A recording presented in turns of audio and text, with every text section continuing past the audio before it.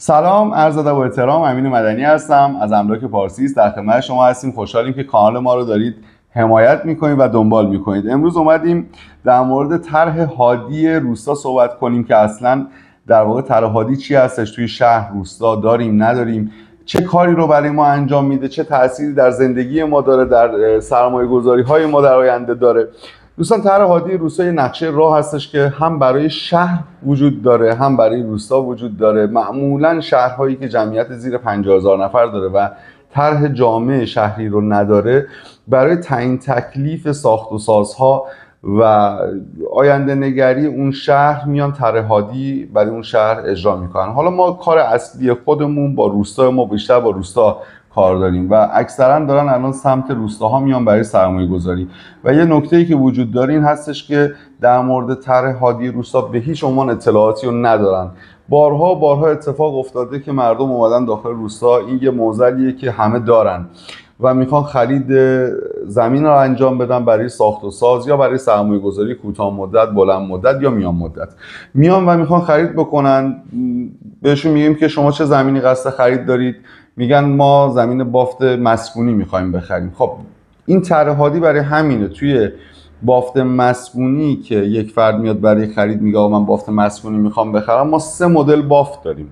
یعنی توی طرح هادیمون 3 مدل بافت داریم. یه نقشه‌ای وجود داره برای روستا که دوستان ما میذارن این نقشه رو داخل ویدیو براتون که طبق اون نقشه من توضیحات رو میدم. این نقشه رنگ‌های مختلفی داره داخلش. این رنگ‌های مختلف، هر رنگ نشان دهنده یک بافت هستش. ما انواع بافت‌ها رو داریم بهتون میگم. بافت مسکونی زرد رو داریم، بافت باغات رو داریم، تجاری، دبستان، خانه، بهداشت، مذهبی، امامزاده، واحدهای صنعتی، زراعی، ورزشی، انتظامی، مسکونی مشروط، پارک، تأسیسات، فضای سبز، حریم نهرها و رودخانه‌ها و بافت خدمت شما عرض بکنم تأسیسات روستایی. این بافتا چون زیاد بود من از رو براتون خوندم که با این بافتا آشنایی داشته باشیم و به گوشتون خورده باشه. ببینید این بافتا، ما اصل کارمون با 3 تا 4 تا از این بافتا هستش. با بقیه بافتا زیاد ما کار نداریم.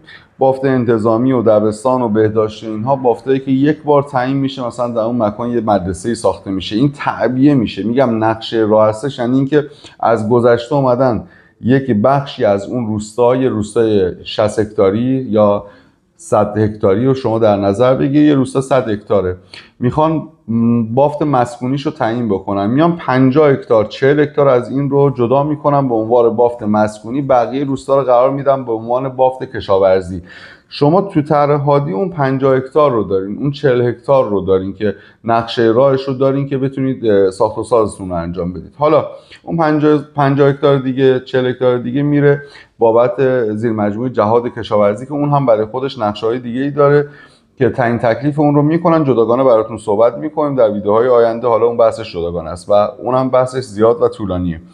طرح هادی ما بیشتر با بافت مسکونی زرد و باغات کار داریم و زراعی. یه سری جا الان باب شده که بافت زراعی هم تو طرح هادی میارن. قدیم فقط برای خارج از بافت زراعی بود. افرادی که میخوان خرید بکنن از تهران، اصفهان، دوستان عزیزمون میان قدم رو چشم ما میذارن و میخوان خرید بکنن، میگن ما بافت مسکونی میخوایم و بافت مسکونی رو فقط یک بافت میدونن. فرقشون چیه؟ بافت مسکونی زرد برای گرفتن پروانه ساخت شما یه پروسه 1 ماه تا 2 ماه رو دارید با یه هزینه‌ای که امروز من بخوام بهتون بگم سال 1404 70 تومن، 60 تومن، 80 تومن، یه سری روستا 100 تومن یه هزینه پرداخت میکنن. اونم بر اساس متراژ بنایی که شما میخواید بسازی، سطح اشغال و بقیه داستان‌ها. این پروانه رو به شما میدن با یه هزینه 70 80 تومانی، 50 60 تومانی، بستگی به روستا داره، به موقعیت اون استان داره، هزینه‌ای که دهیاری شورا میگیره. حالا بافت باغات چجوریه؟ بافت باغات تو طرح هادی رنگ سبز میاد. بافت زرد مسکونی که بهتون گفتم که به رنگ زرد میاد، بافت باغات به رنگ سبز میاد. حالا بافت باغات فرقش با بافت زرد چیه؟ زرد رو گفتم هزینه اندک، سریعتر پروانه رو میدم. بافت باغات یه پروسه‌ای داره که شما میای درخواست به دهیاری میدی، دهیاری این درخواست رو میزنه برای بنیاد مسکن، بنیاد مسکن انتقال میده به استان، از استان تعیین تکلیف میشه برای پروانه و تغییر کاربری. بافت سبز رو شما باید تغییر کاربری بدی به بافت زرد، بعد پروانه صادر بشه. که این مستلزم بعضی از روستاها 300 میلیون 400 میلیون واقع نگر باشیم. بعضی از همکارای عزیز ما میگن با 50 60 تومن شما میتونید پروانه بگیرید. نه، الان حداقل هزینه یه پروانه 150 متری که شما بخواید توی روستا به صورت دوبلکس بگیری از 150 میلیون توی یه سری از روستاها شروع میشه تا 300 میلیون تومان برای همون 150 متر، یا یه سری روستاها 400 500 میلیون تومان. اینها رو شما باید در نظر بگیرید و یه پروسه زمانی 5 ماهه 6 ماهه داره برای گرفتن این پروانه ساخت. این شد بافت باغات. حالا اومدن یه بافت زراعی دیگه هم آوردن اضافه کردن که به صورت سبز نقطه نقطه توی این طرح بهش اشاره شده که اون بافت زراعی یه مرحله تحقیق کاربری بیشتری هم داره، یه هزینه بیشتری هم داره، جانبی داره. من با اون زیاد کار ندارم، ما بیشتر بافت باغات و زراعی. الان از بیرون که مردم میان برای خرید اکثرا میگن ما رفتیم یک زمینی رو بازدید کردیم، چون باغ پرتقال بود این زمین باغاته، چون قبلش یک ویلا ساخته شد این زمین باغاته، چون بعدش یه ویلا ساخته شد این زمین باغاته، چون داخل شهرک هستش این زمین بافت مسکونیه. نه، همچین چیزی نیست. ببینید امکانات آب و برق و گاز بافت رو تعیین نمیکنه، شهرک بودن بافت رو تعیین نمیکنه، سنددار بودن زمین بافت رو تعیین نمیکنه، یک انباری داخل این زمین ساخته شده باشه بافت رو تعیین نمیکنه. یه مسائل دیگه ایه که سبای این داستان هستش. بافت فقط طرح‌هادی و بنیاد مسکن میتونه تعیین کننده باشه. یعنی حتی دهیاری شورا هم اگه بخوایم برین استعلام بگیریم، متاسفانه الان اکثر 90% دهیاری‌ها و شوراها املاک هستن و برای منفعت خودشون گام برمیدارن. شما الان تنها مرجعی که میتونید ازش استعلام بافت رو بگیرید بنیاد مسکن هستش. یعنی من بنگاهدار، من املاکی به عنوان مشاور بخوام به شما مشاوره بدم، اگه طرح هادی اون روستا قدیم ها طرح هادی روستا رو بنیاد مسکن به املاکی ها میداد، الان نمیده و باید با روابط بری این طرح رو در بیاری. فقط دست دهیاری ها هستش. خب دهیاری هم وقتی میاد نگاه میکنه نمیتونه تعیین بکنه بر اساس اون مقیاس. حالا مهندس فنی داره دهیاری یا مهندس فنی توی این مورد میتونه نظر بده، ولی نظر 50%. بارها شده رفتن از دهیاری استعلام گرفتن، بعد 2 ماه اومدن پروانه بگیرن، همون دهیاری شورا برگشته گفته که ما نمیتونیم بهتون پروانه بدیم و طرف اومده یه زمینی که بافت مسکونیش قیمتش متری 8 میلیون تومان هست رو خریده متری 8 میلیون تومان، بعد فهمیده زمین خارج بافت قیمتش متری 4 میلیون تومان. یک ضرر متری 4 میلیون تومانی روش باید پرداخت بکنه و 2 سال 3 سال 4 سال 5 سال وایس شاید این زمین داخل بافت بیاد که اونم یه مقوله‌ایه که داستان‌های مختلف خودش داره. حالا من کار به اینها ندارم، میخوام بهتون این رو بگم که شما وقتی میخوای خرید بکنی بافت باغات تشخیصش فقط از بنیاد مسکنه. میخوای زمین بخری خیلی راحت، این راهنمایی که من به شما میکنم، شما برو زمین رو بازدید بکن، پسند بکن، توی قولنامه‌ات ذکر بکن به شرط اگر به شما گفتن این زمین بافت باغات و پروانه بهش تعلق میگیرد.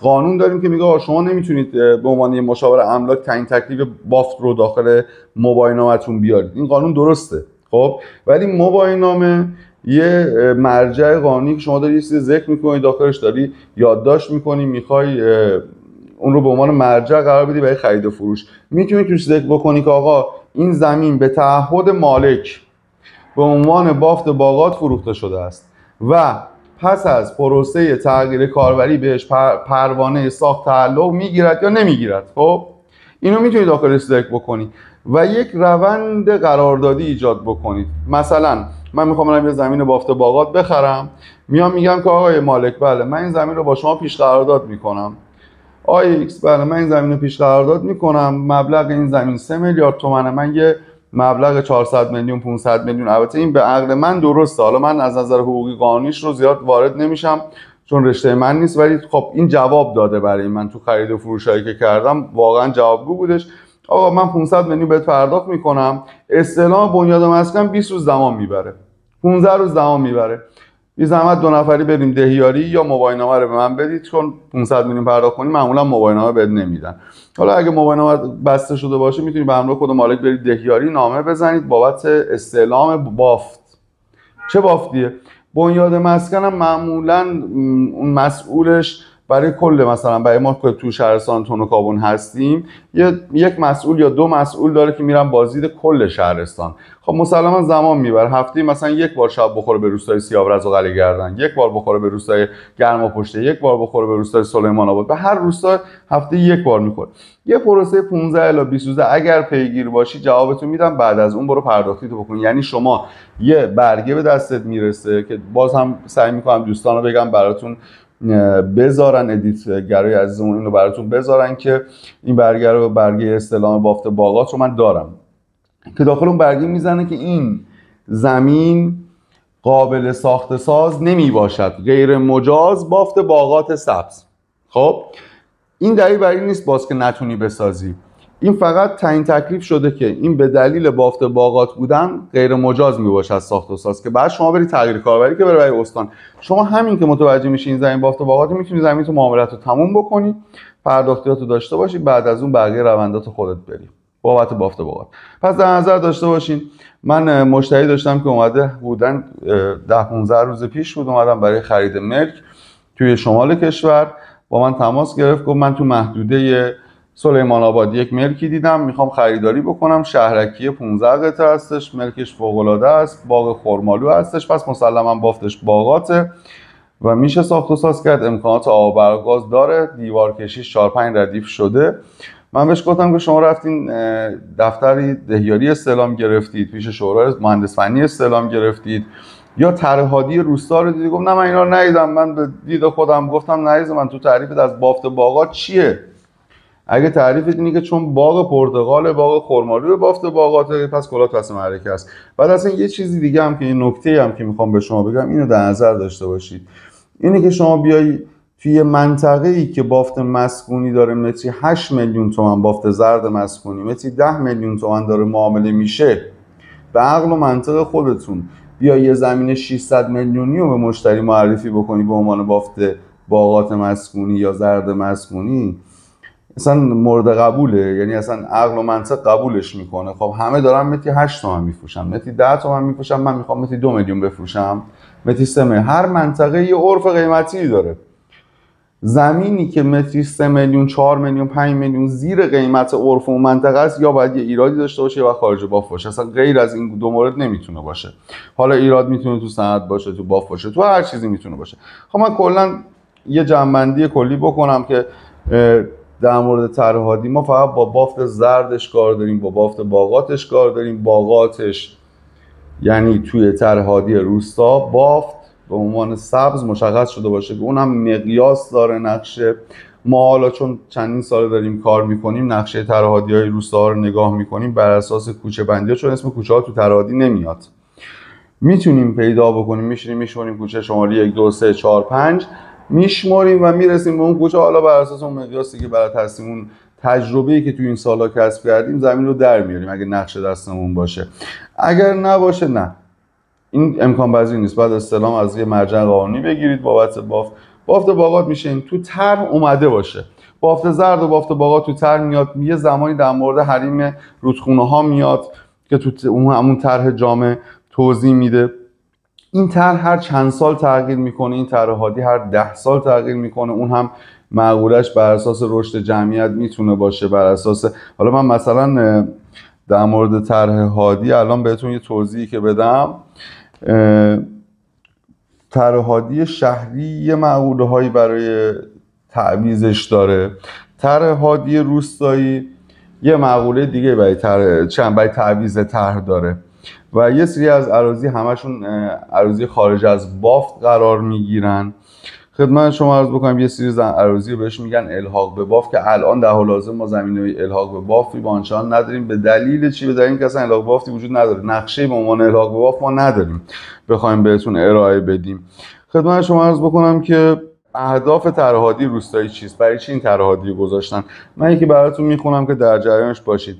طرح‌هادی روستایی دارم میخونم. ایجاد زمینه توسعه و عمران روستاها با توجه به شرایط فرهنگی و اقتصادی و اجتماعی، تأمین عادلانه امکانات از طریق ایجاد تسهیلات اجتماعی، تولیدی و رفاهی، هدایت وضعیت فیزیکی روستا، ایجاد تسهیلات لازم برای بهبود مسکن روستایی و خدمات زیست محیطی عمومی، بهبود کیفیت بافت روستا در چارچوب اقدامات پیش‌بینی شده در طرح و تلاش برای ایجاد فضای مناسبتر برای سکونت و فعالیت، ایجاد تناسب منطقی بین جمعیت و عملکردهای مختلف مسکونی، تولیدی و خدماتی مورد نیاز در محیط روستا و کنترل و نظارت بر روند توسعه کالبدی روستا از طریق برنامه و تعیین نحوه استفاده از زمین در محدوده بافت مسکونی موجود و پیشنهادی.